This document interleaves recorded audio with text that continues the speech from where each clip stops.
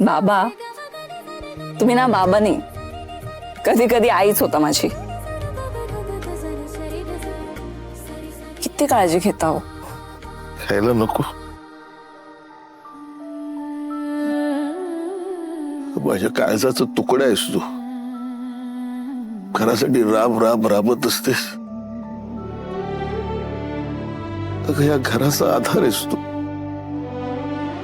आधारात तुम्ही माझा. तुमचं निर्मळ मन ही तुमची ताकद आहे आणि माझा आधार आहे.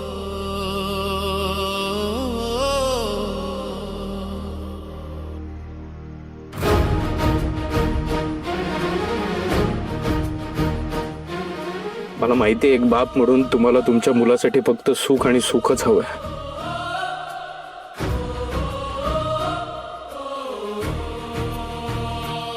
मला वाटतं ना कोणीतरी असा अनोळखी तुझ्या आयुष्यात यावा, असं ना जादूची कांडी होऊन आणि तुझ्या त्रासावर असा फुंकर मारून ना तुझा सगळा त्रास त्याने घालवावा.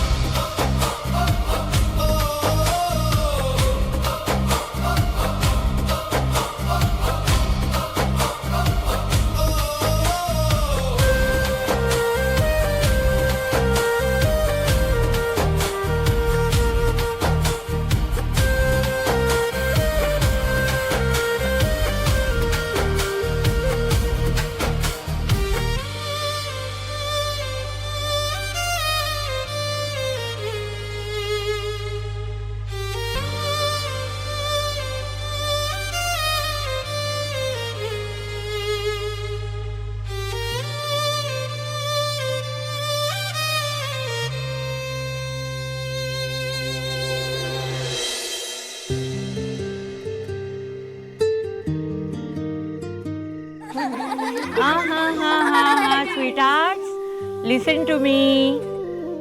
Now, look at our Mother Mary. Look at her eyes. किती प्रेम आहे ना तिच्या डोळ्यात. आपल्या येशूकडे किती प्रेमाने बघतीये ती. तिच्या डोळ्यांकडे बघितलं की कळतं ना, आईचं हृदय प्रेमाने कसं काठोकाठ भरलेलं असतं. पण ते नॅचरल असतं, कारण आई आणि बाळ एकाच जीवाचे असतात. कारण आई आपल्या बाळाला आपल्या उदरात वाढवते 9 महिने. ते तिचंच अंग असतं.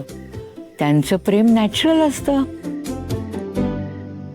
पण या जगात आणखी एक प्रेम असतं, डिव्हाइन लव्ह.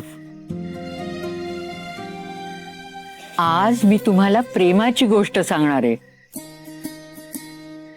तुम्हाला माहितीये या जगात 2 माणसं एकत्र कशी येतात? त्यांना म्हणतात सोलमेट. त्या सोलमेट्सना गॉड ऑलमाइटी पाठवतो. काय करतो? एका हृदयाचे 2 तुकडे करतो आणि खूप लांब फेकून देतो 2 दिशांना. मग ते तुकडे एकटे पडतात. जोपर्यंत एकमेकांना शोधून ते एकत्र येत नाहीत तोपर्यंत एक हार्ट बनत नाही. आणि माहितीये तुम्हाला, ते 2 पीसेस एकमेकांना शोधण्यासाठी धडपडत असतात. They yearn for each other, they long for each other. आणि शेवटी ते भेटतात तेव्हा त्यांना म्हणतात सोलमेट. 2 पीसेस एक होतात आणि एक हृदय बनतं. माणसं 2 पण हृदय एक. They are soulmate. मला वाटतं ना कोणीतरी असा अनोळखी तुझ्या आयुष्यात यावा, असं ना जादूची कांडी होऊन आणि तुझ्या त्रासावर असा फुंकर मारून ना तुझा सगळा त्रास त्याने घालवावा. माझंही अर्ध हृदय असेल का कुठेतरी? कसं सापडेल ते मला? बाप्पाने प्रत्येकासाठी सोलमेट बनवलाय ना, मग माझ्यासाठी पण सोलमेट बनवला असेल का? पण मग कशी पटेल त्याची ओळख? खूण कशी कळेल सोलमेटची? कशी? तीच तर गंमत आहे. हृदयाची भाषा